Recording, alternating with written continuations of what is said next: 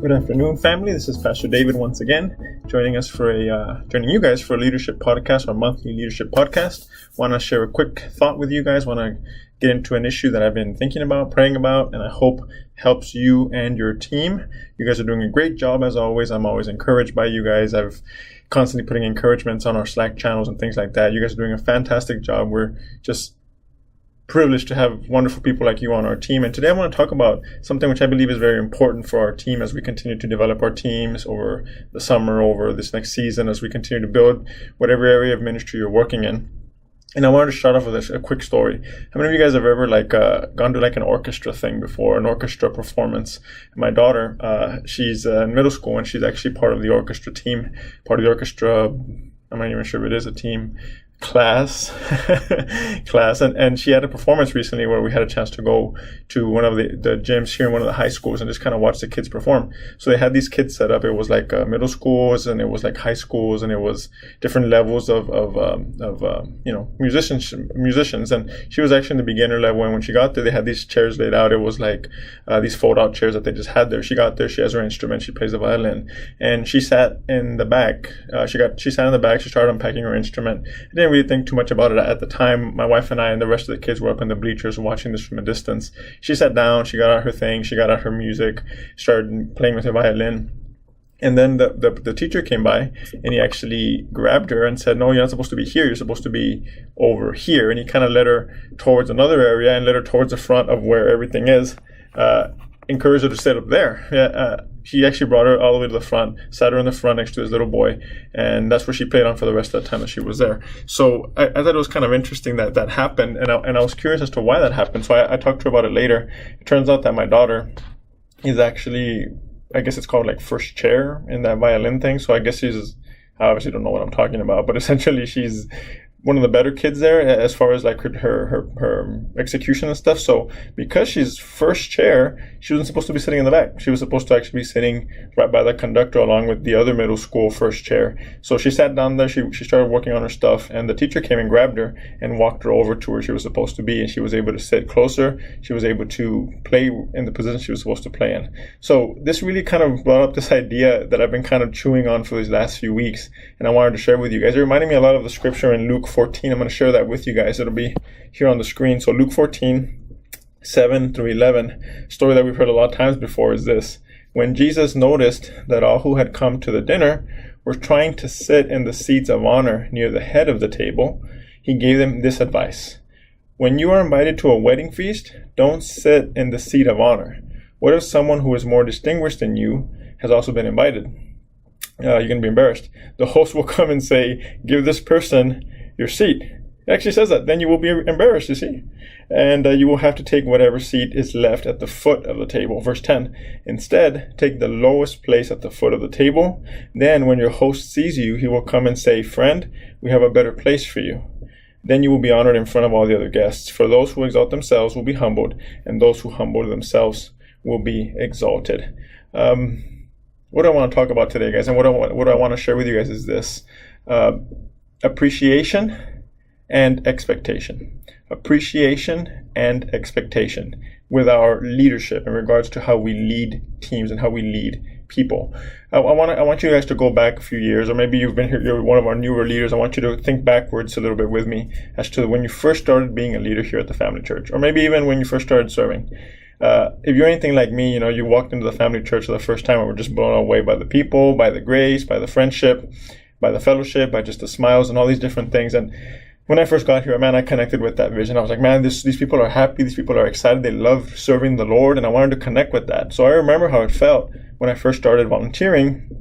And even when I first started leading, I was just happy to be there. I was happy to be part of the team. I was just happy to kind of have a place on the squad per se. I remember when I first started serving at Ignite, it was a bunch of young people. I was actually one of the older people there. I was one of the older guys there. And I remember feeling a little bit old surrounded by so many young people. But honestly, I was just happy to be there, man. I was really encouraged just to be a part of something bigger than myself. I was encouraged to participate in something that was changing not only my life, but changing the life of my family. So I was just happy to be there. I was appreciative. And then never mind when they actually asked me to lead something, it was like, me, like, you want me to lead something? And it was just this honor and this appreciation for just being part of it, and just for being chosen. I remember when the leaders at the time, the ones that I was under, actually came up to me and started talking to me about leading. And I felt like, wow, like they must see something in me that I don't see. They must think that I'm, that I can contribute something to this team that they want me to contribute. So I thought it was a beautiful thing. And I want to just kind of draw a few points from this. When you're in an appreciative state, you tend to be a little bit happier. You tend to be a little bit just happy to be on the squad. You tend to be a bit more grateful for the opportunity. And in leadership in particular, when you transition from being a volunteer to a leader, and you first get that position, whether it be leading a greeter team or ushers or maybe even just an entire ministry, you feel this weight on you, but you also feel appreciative of the opportunity. And I want to kind of draw a couple of points here, but this is the first one that I want to talk about. Appreciation causes you to value your team. Appreciation causes you to value your team. What does that mean? I remember when I started serving under the Hub, I think that was really truly one of my first leadership positions here at the family church. I had a team of about 10 people. I share this a lot, but man, I was just honored by those 10 people. I love the fact that they bought into the vision. I was encouraged by their service. I was grateful to be there, and I was encouraged and grateful that they were there. So I valued them. Every time we'd show up to the Hub, I would see them there on time, and I'd be like, you're here on time. You're setting up the coffee. You're rolling out the chairs. And it was just mind-boggling to me just how many people were willing to give of their time to serve something and to just, love on people and to proclaim the gospel in whatever environment they were in. So it gave me a sense of appreciation and value. I valued them. I was just grateful to have the team with me. And that's a very important part of us as leaders. As leaders, we have to appreciate the position we're in, and being appreciative of the position that we're in and the opportunity that God has granted us or called us into leads us to value our team. But there's more to it than that. And I want to kind of talk about that, because once you have a team, it's not only appreciation. I mean, you're happy to be there. You're happy to be called. You're happy to wear the leader tag or maybe the leader shirt, or, have the position. It's fun. I mean, it's really encouraging. But once you are a leader, your job doesn't just consist of appreciation. Now, all of a sudden, there's an expectation on you. There's an expectation. An expectation means that you are now in charge of a particular area. You're in charge of a couple of people or a team or a group or whatever it is that you're in charge of. And now that team has an expectation on it. In the life of our church, it can look like an usher team. It can look like a greeter team. It can look like an Ignite ministry or worship team or musicians or all these different things. Well, now there's an expectation on you. Not only are you here to lead them, you're expected to provide something. You're expected to have the ushers in position. You're expected to pick up the buckets. You're expected to be at practice. An expectation sort of lands on you and on the team. So not only did you have an appreciation going in just for having the opportunity, now there's also an expectation on you for performance in a way, in some cases, or for doing your job or for fulfilling a role. So as appreciation causes you to value your team and to be happy that you're there and to be happy that they are there, expectation does something too. And expectation is this. Expectation causes you to grade your team. Appreciation causes you to value them. You're just happy that they're there because you need the help. Expectation says now you need to actually do something specific. You can grade them. You can say you weren't at practice on time. You can say you didn't show up for your shift. You said yes on PCO. How many of you guys know what I'm talking about? You said yes to PCO, and then all of a sudden you're not there. So PCO lied. Neither one of you showed up on time, and all of a sudden you missed an expectation. So you have to grade your team. You have to tell them and have those conversations with them and say, hey, you missed it on this one. You're doing a great job, but you weren't on time, or you didn't do your part right, or you weren't in your position. So you start grading those team members, and you start having to encourage them or kind of work with them to get the job and the expectation met. Does that make sense? So here's the crux of this little conversation that I want to kind of get at. The appreciation for our position and our team and the expectation of our position and our team have to be held in tension. That's a tension that is never going to go away. You have to have, it's an and equation, which basically means appreciation or expectation. No, it's not. It's and. Appreciation and expectation. And I find that in the life of the teams and in the life of our church, there can be a trend to lean one way or the other. When I mean you hold them in tension, it means that your responsibility as a leader is to have both of those in equal measure for your team. You have to constantly value them, yet you constantly have to have expectations of them. And the problems that arise in our team dynamics, maybe somebody drops off, maybe there's a disagreement, maybe there's an argument, or there's some sort of tension in the family of God. And yes, there are tensions in the family of God. And yes, we work at a church, and yes, we volunteer at a church, but you guys know what I'm talking about. Sometimes there's disagreements, or somebody is not happy about something. A lot of times that's actually boils down to this tension. The appreciation and expectation tension. When you lean too heavily one way or the other, it causes an unbalance. So let's say, for example, if you're too appreciative, there's no such thing as too appreciative, but let's just say you're really happy with your team. You value them. You're happy that they're there. You're just encouraged that they're part of your team and that they actually check the box on PCO. But then they get there the day of and they don't fulfill the expectation. They were a little bit late. They didn't do their job properly. They were in a bad mood, and they gave somebody a death stare at the door, and they never came back to church, that kind of thing. So they missed an expectation. And sometimes we don't talk to them about the expectation because we're just in appreciation. We're just happy that they're there. So like they did this wrong, they did this wrong, they did this wrong, but it's okay. They're a volunteer. They're doing it on their spare time. So we kind of overlook some of the expectations or some of the missing of the expectations because we're so appreciative.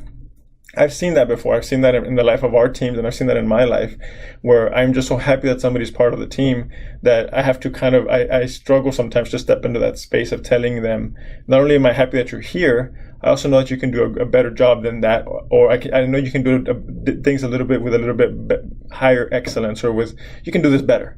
So that can be a bit of a challenge for some of us, and I encourage you, if that's you, and I'm speaking to you directly, if that's you, then that's part of it. That's part of the job. That's part of the leadership position. We have to be equal appreciation and expectation. And because at the end of the day, the people that show up to our campus, they receive the benefits of us having an expectation of our team.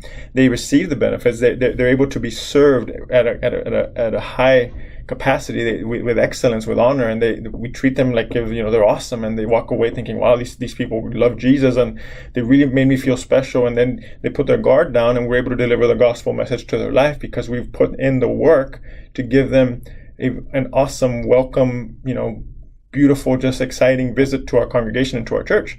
So that matters. The expectation and the execution of the job matters. So if you lean a little to the appreciation side, not that it's too much, but you don't have a lot of expectation of your team, that's something that we need to work on.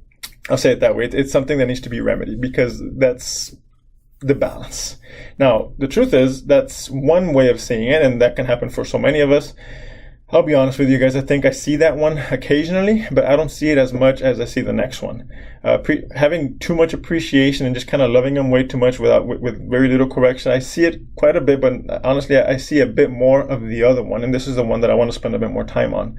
I see it more when it's balanced the other way, when there is a expectation of a team member, but it's stronger and much more emphatic than the appreciation of the team member.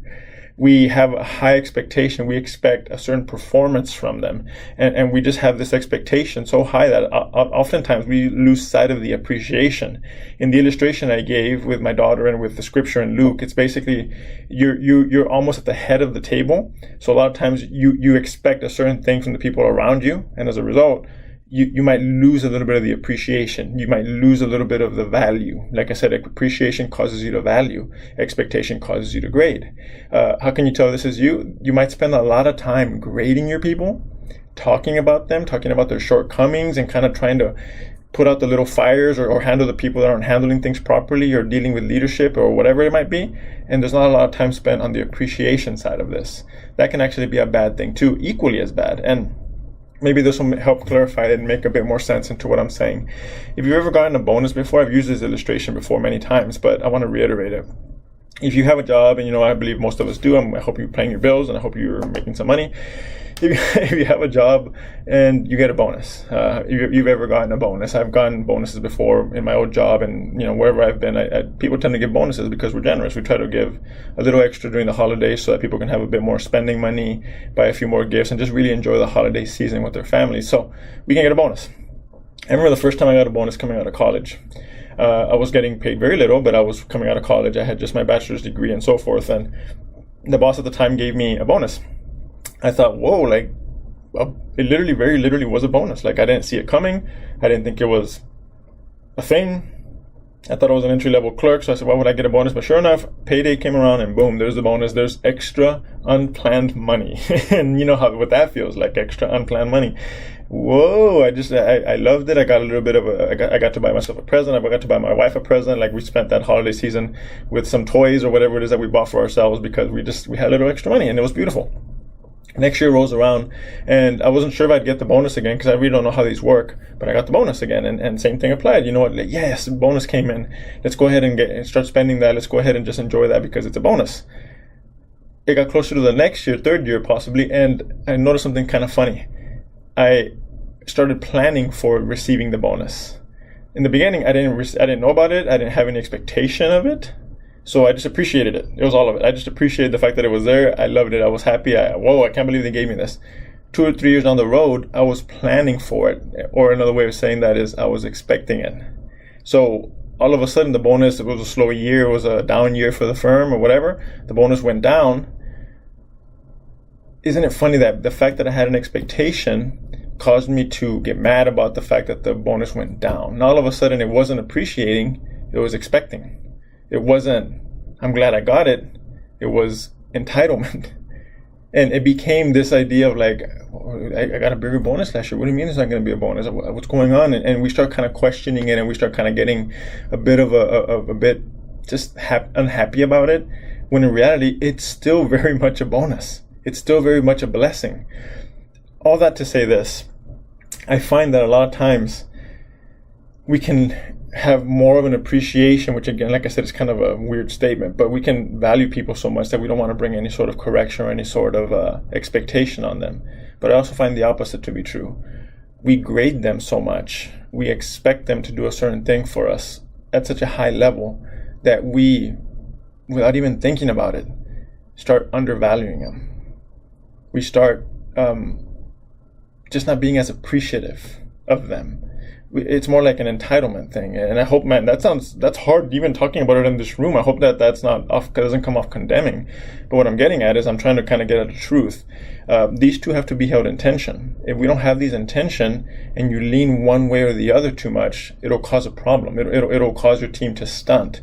So having a high expectation of them and just kind of towing the line and kind of being like, you have to be here at this time. You put it on PCO and that's an expectation. And those are all valid things. We want you there on time. We want you there. But I encourage you to guard your heart on that. Just like my daughter, when she stepped down, she sat on this chair, she was just happy to be there. She was happy to be in that position, and she was promoted into the higher chair by the person in charge. Same thing with us. You were promoted by whoever you were promoted into this position of leadership you find yourself in. Maybe you're a staff member, maybe you're a volunteer leader, maybe you run a little cell of greeters or something, and you have a team there. You were promoted into that, and there was an appreciation when that happened.